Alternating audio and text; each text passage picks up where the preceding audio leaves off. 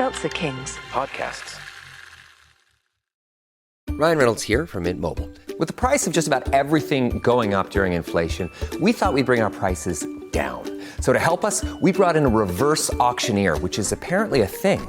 Mint Mobile Unlimited Premium Wireless. How to get 30, 30, bit to get 30, bit to get 20, 20, 20, bit to get 20, 20, bit to get 15, 15, 15, 15, just $15 a month? Sold! Give it a try at mintmobile.com/switch. $45 upfront payment equivalent to $15 per month. New customers on first 3-month plan only. Taxes and fees extra. Speed slower above 40 gigabytes. See detail.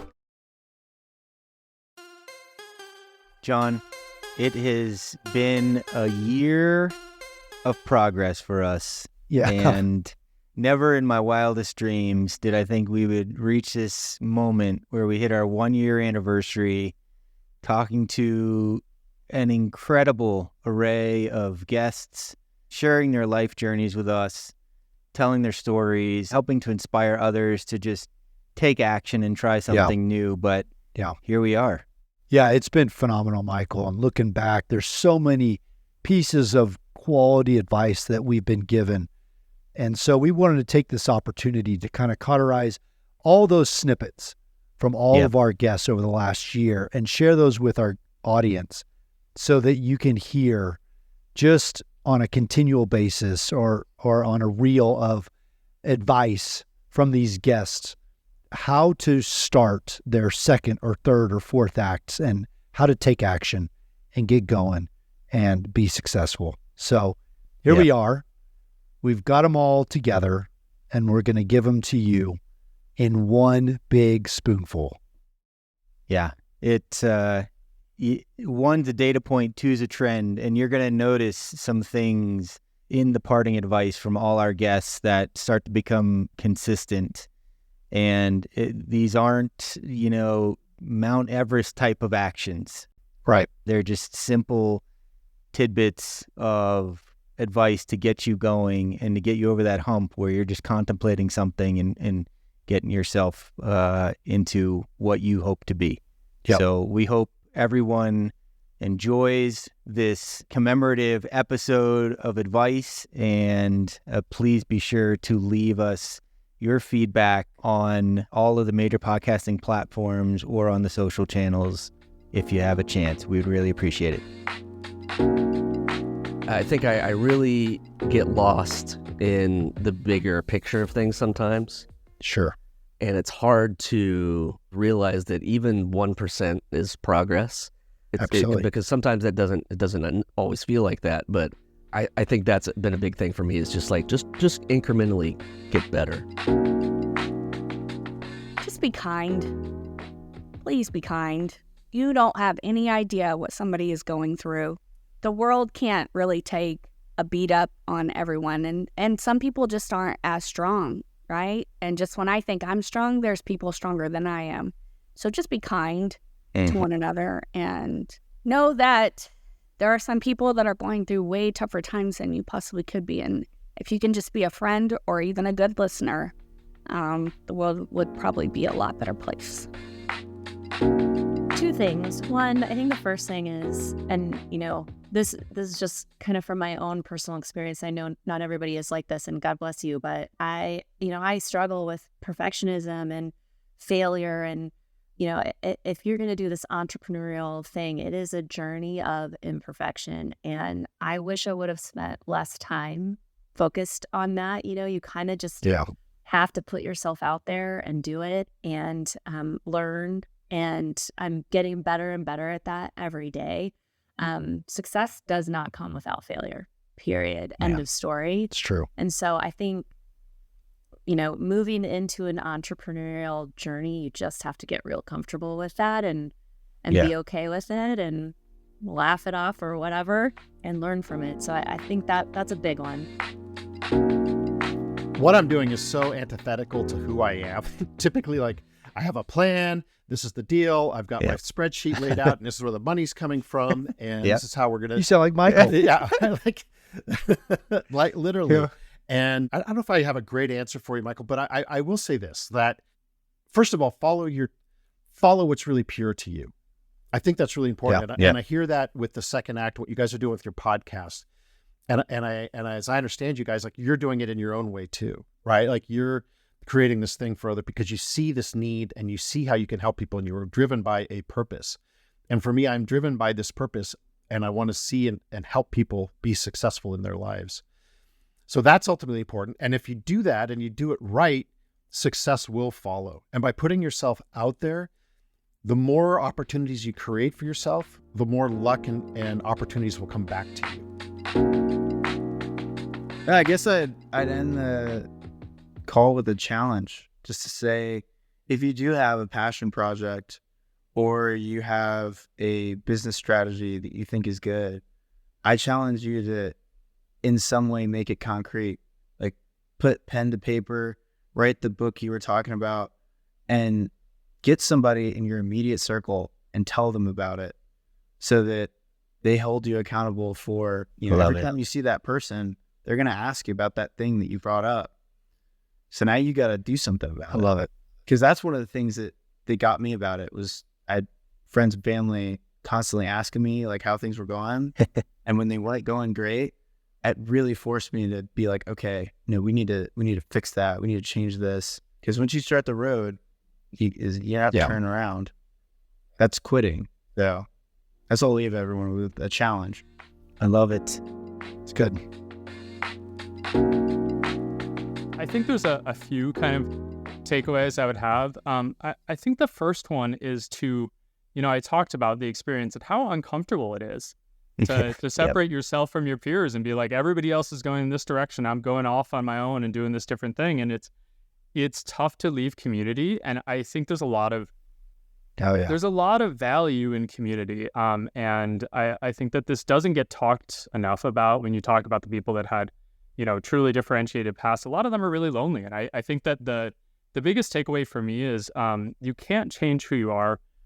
What you can do, though, if you have the ability, is to seek out communities of people like you. And I guarantee you, no matter what your niche is, no matter how divergent you are from the norm, there is someone else. There's, 8 billion people in the world. Yep. There's at least a couple other people that are similar to you. Yep. And rather than trying to change yourself to fit with the people around you, seek out those people that are like you. Build your peer group from scratch. I think so many people accept the peer group that is kind of given to them. And I think I've been lucky that I never fit in from an early age. So I learned how to kind of leave that and find my own. But find a community, find other people that think different like you, that are, the fish swimming on their own. And then you become so much stronger when you build that group. And I think that the number one toughest thing is the loneliness.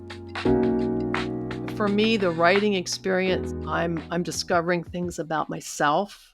And I find that as I put more of myself and take some emotional risk in what I'm writing, it gets better.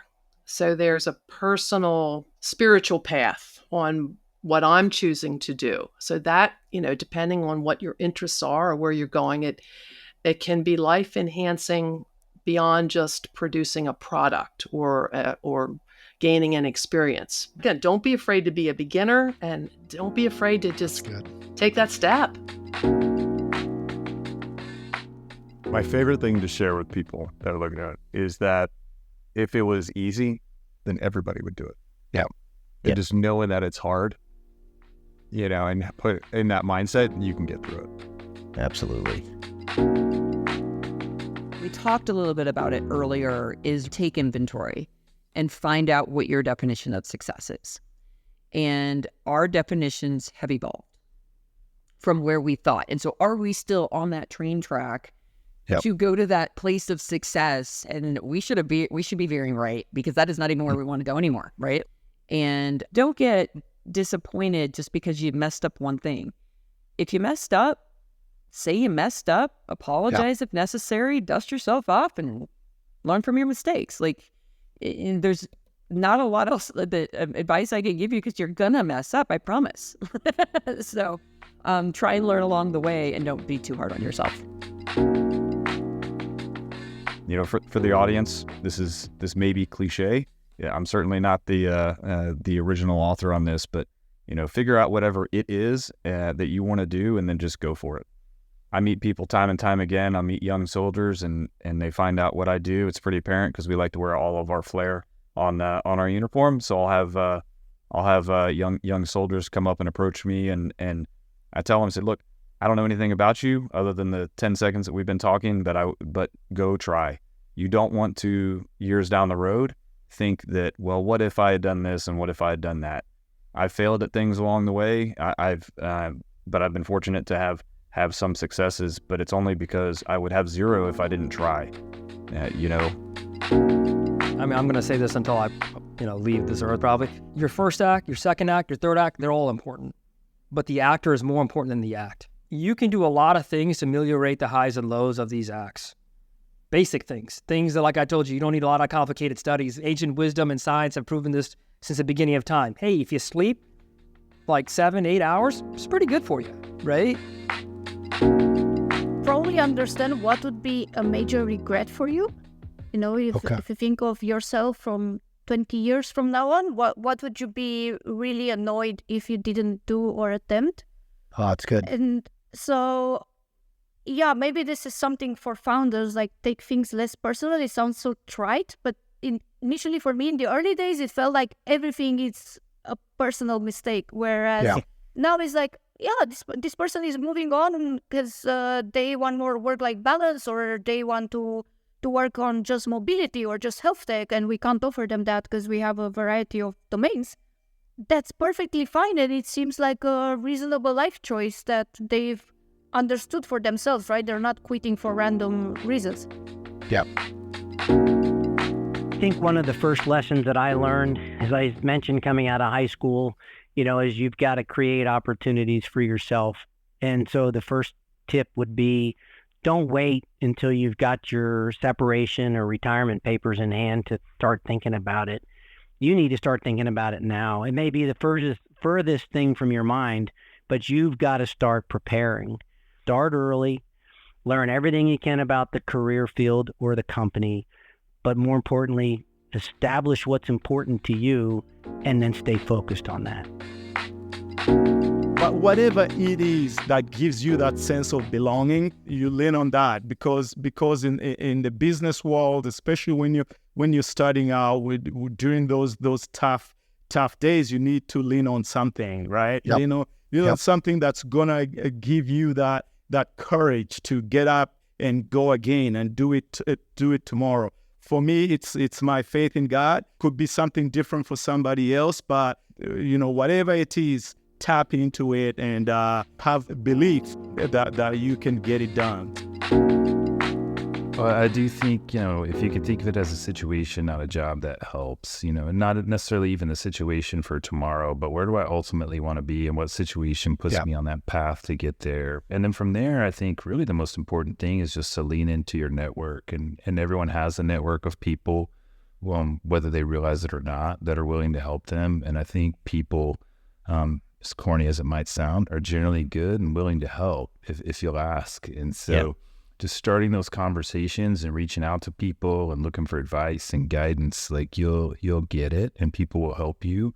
And then in turn, you'll end up helping someone else or many people down the road in return. But, those things will help you get where you want to go. But at the end of the day, it really is going to come down to believe it in yourself and being willing to put into work. I tell my kids all the time, like, hey, if you do these 3 things, you'll probably be fairly successful. Just be on time, have a good attitude, and try. Like, that's it. If you do those 3 things, you'll be okay.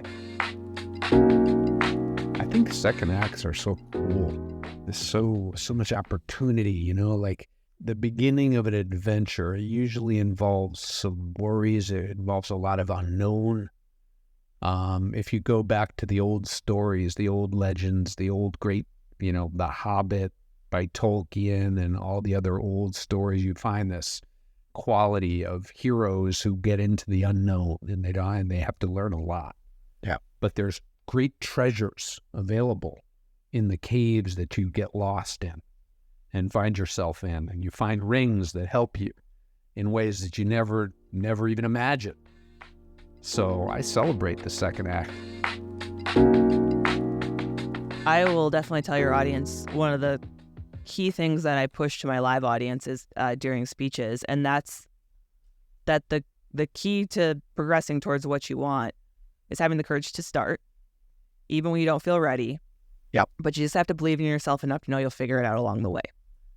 And I think we put other people on a pedestal, people that we admire, whether it's athletes or celebrities or people in our industry that are just crushing it or whatever. Every single one of them was a beginner at one point. And when you show up to somewhere new, that feeling of imposter can very easily start to derail you. So I encourage people to just accept that they're a beginner and to realize that there's going to just be a period where they don't know things and they just have to embrace it, and that everyone that they admire has gone through those periods. Yeah. But having the confidence that you will figure it out, that's the keys to the castle. That is how everyone goes and does big things. This episode is brought to you by Atlassian. Atlassian makes the team collaboration software that powers enterprise businesses around the world, including over 80% of the Fortune 500. With Atlassian's AI-powered software like Jira, Confluence, and Loom, you'll have more time to do the work that matters. In fact, Atlassian customers experience a 25% reduction in project duration per year. Unleash the potential of your team at Atlassian.com. Atlassian. I think it's about passion. It's about purpose. For me, it's about clarity for both of those things. And being able to tell that story with that passion, help people understand that purpose, and suddenly kind of the ball starts rolling. So it's got to come from your heart. I think, I did a lot of stuff for a lot of years in a lot of companies that didn't necessarily feed my heart. It fed my wallet. It didn't feed my heart.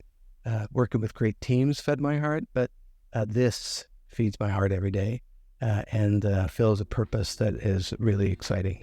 Wow. That's cool. It's good. Yeah, so it's like a little mantra I have is first of all, forgive yourself. Second, look beyond the threats. Okay, and third, see the opportunities. And so that's really just the basic little formula I use when I coach people, or even with myself. I start to feel something. Well, what am I shaming myself for? Okay, what's the threat that I see, and let me get across to the other opportunity on the other side to be able to grow again. There's two quick things that I would say on that. Is number one is to be true to yourself and the reasons that you decided to leave the first act, if you will, and why you're pursuing that second act. And if you know the field that you're kind of going through, reach out to people that are in that field. John, you know very well that it's not a quick buck, right? It is a great way to build wealth over time. But it takes a lot of time to learn the business. It takes a lot of time to build the right relationships. And, early on, a lot of our profits are going back to our investors. They're not coming necessarily to us as the active partners. And so it takes a lot of time to do that. You probably hear this a lot, but get started. Get over the fear of rejection or the fear of failure, because that's just the name of the game. The more reps you get in, the easier it becomes. And just get started building today. Like, find a community. That's another one. It is lonely. It's extremely hard to build a company, and if you're alone trying to do it, it is much, much harder. So I have a network of guys that pretty much we're like therapists for each other. I have about four other founders that we talk to on a regular basis, and we basically just vent about how hard our lives are and like how much we want to give up and how it's affecting our relationships with our wives or our girlfriends and all the challenges that come that aren't even the building the business challenge. Building the business is one challenge. Then there's a personal story. What I would say is get started, though. The best way to learn is to start building something and know that the first thing you build isn't what is likely going to be the end product, right? So don't judge yourself based on the first version of your business. I think at the end of the days, the real ones will want to help others. And there's a famous idea that says that more than the calf wants milk, the mother calf wants to nurse. And so there's so many people out there that have already done what you want, that if you figure out what you want and you go ask someone that's done it and you're honest with them and you're genuine, they'll probably talk to you.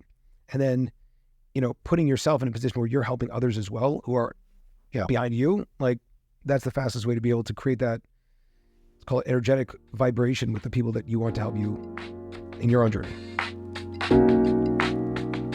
So one thing that I find really helpful, if you're in the situation where you're like, I know I'm not happy, I need to do something else, but I don't know exactly what to do. one thing I find helpful is I call it an energy journal, but essentially we're really good at telling ourselves things such that we don't even always know what really brings ourselves joy, because we've told ourselves stories, we tell ourselves future stories, past stories, right? And so the concept of an energy journal is like, go get some data, like get the facts. And so all you do is like get a journal or however you work, right, on your phone. Essentially, it's just like you're just jotting down during the day on a scale from 0 to 10. 10 is like I'm in flow. Like I absolutely feel alive. I could do this. Like I love this. 0 is like, oh my gosh, please stop this now. And you're just rating the events of your day. And then you write notes to it. So it's like, okay, this, right? Maybe this is like an 8 for me because I love reflecting. But I'm thinking like, what was it? Like, so I write down 8 and then I'm like, okay, who was there? Was I alone or not, right? What did we talk about? What was the nature of it? And you do that for a good 2 weeks and you start to see trends and you're like, oh, wow, okay, I clearly am someone who like, I need to be interacting with people. I need to actually not have something scripted or whatever it is, right? You'll start to see these trends of what gives you joy and what drains you, like what gives you energy, hence the energy journal. It's actionable. It's a way to check in and find out like, all right, what is it actually that puts me in the state of flow or gets me close to that? And then how can I go do more of that? And how do I do less of what is draining me?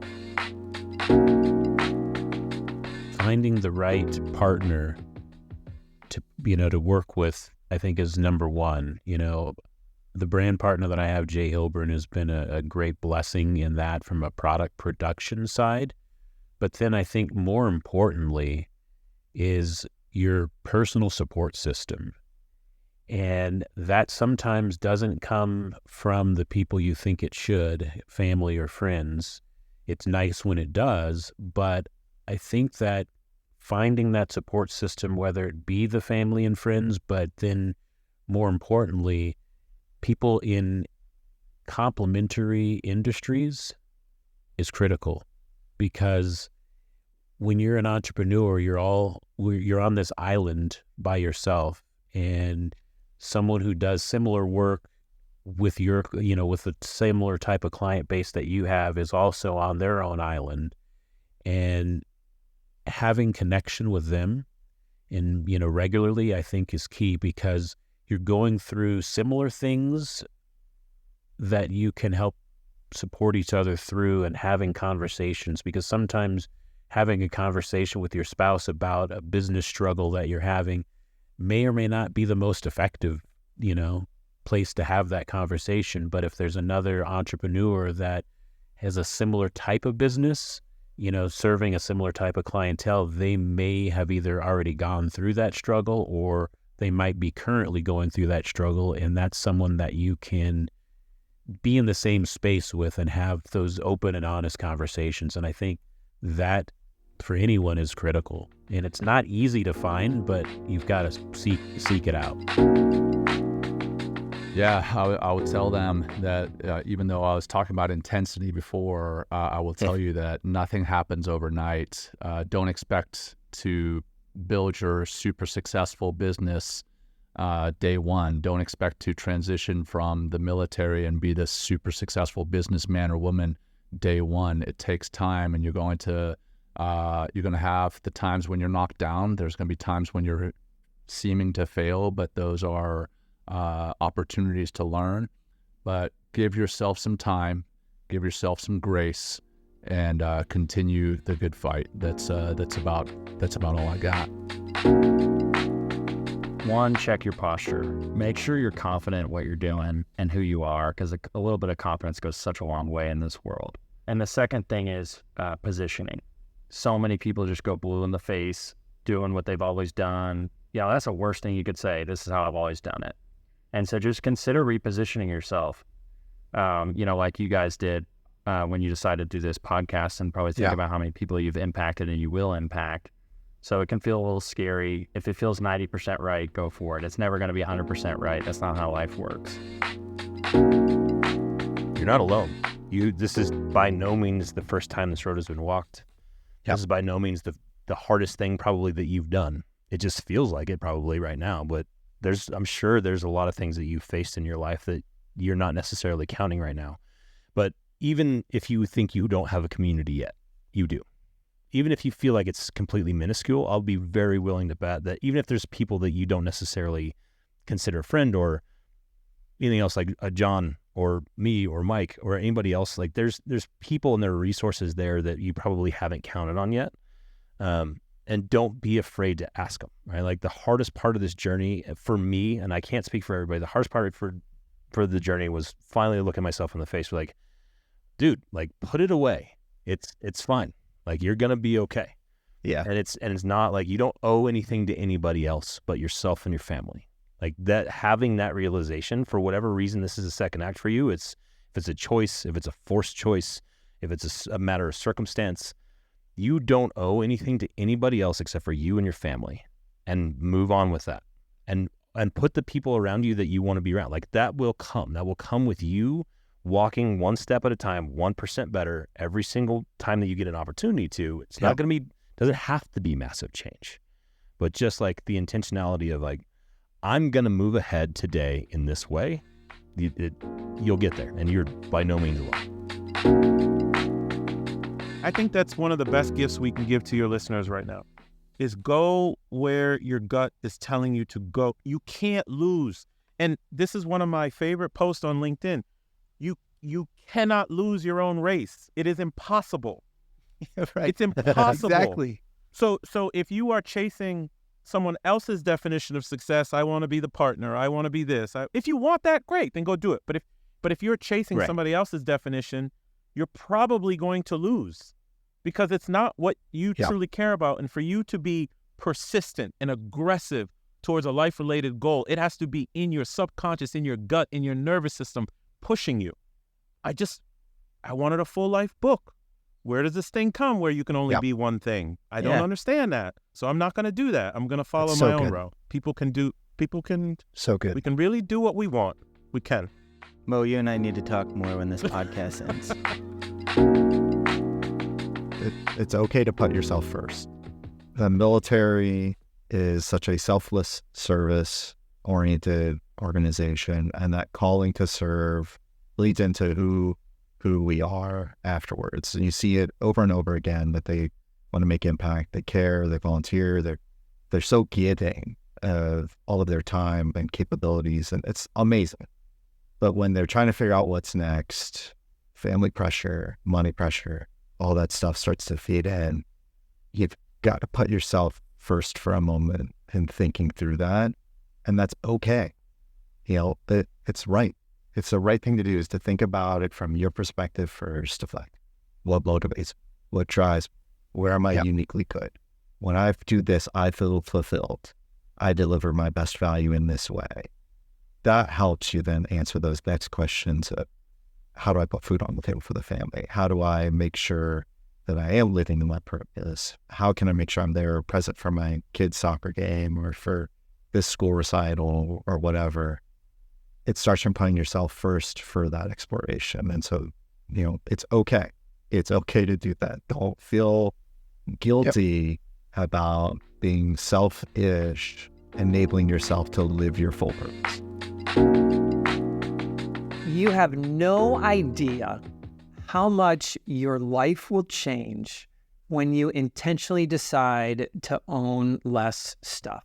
The surface, more money, more time, more energy, more focus, like all that surface stuff, but the freedom that it brings, like when you can free yourself up from wanting to buy everything or own everything, when you begin to free up money that you would have spent on something else, or time that you would have spent cleaning or caring for your things, it's the life change that happened in my life, the life change that I've seen in other people's lives is, I can guarantee, more significant and bigger than you imagine.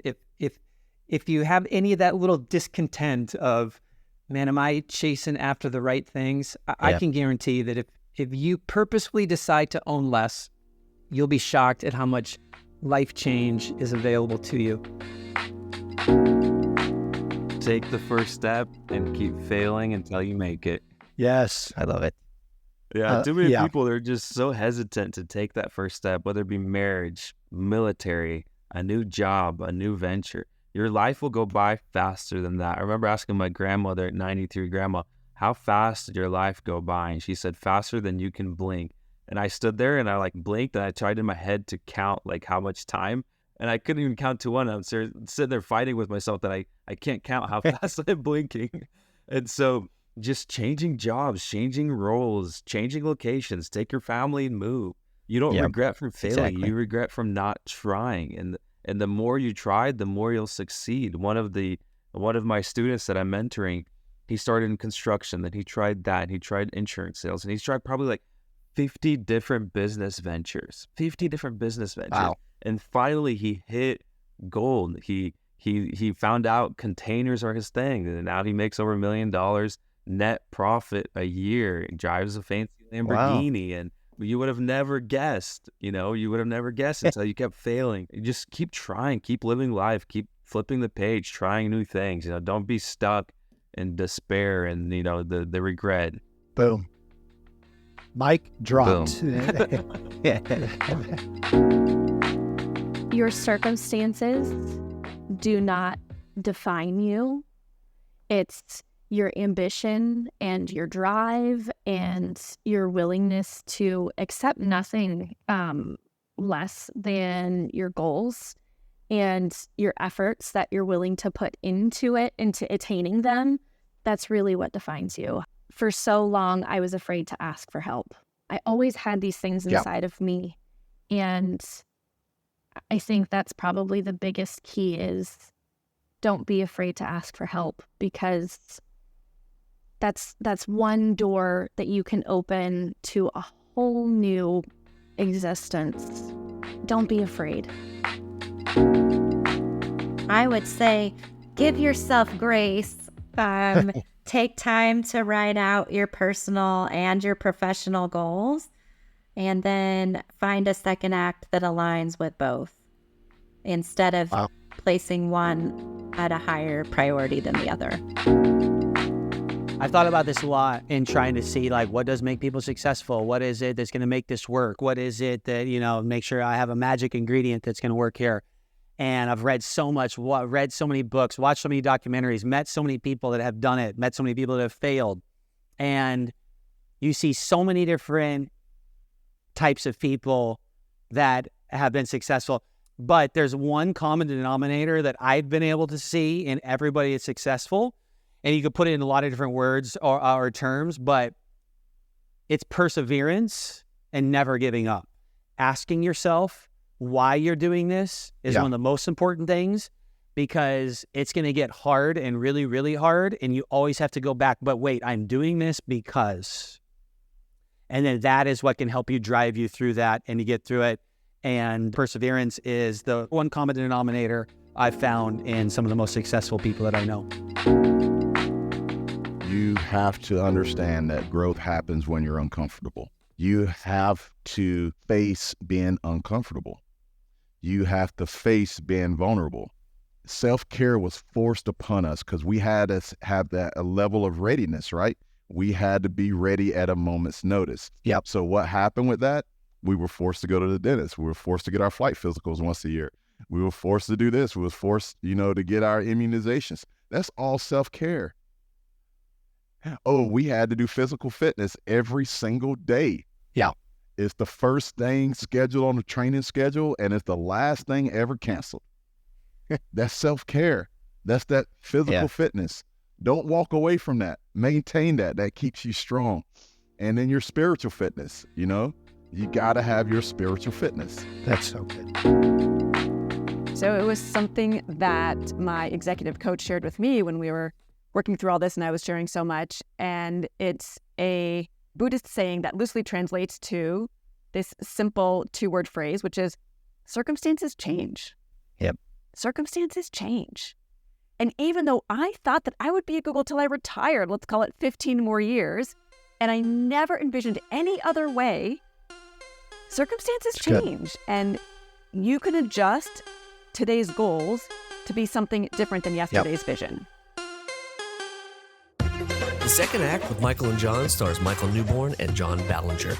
The podcast is produced by Seltzer Kings. For more information on the show, check out michaelandjohn.com, or if you'd like to get involved in the conversation, give the guys a shout on their socials at The Second Act with Michael and John on most platforms.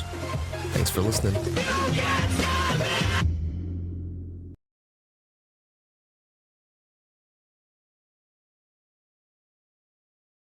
Seltzer Kings podcasts.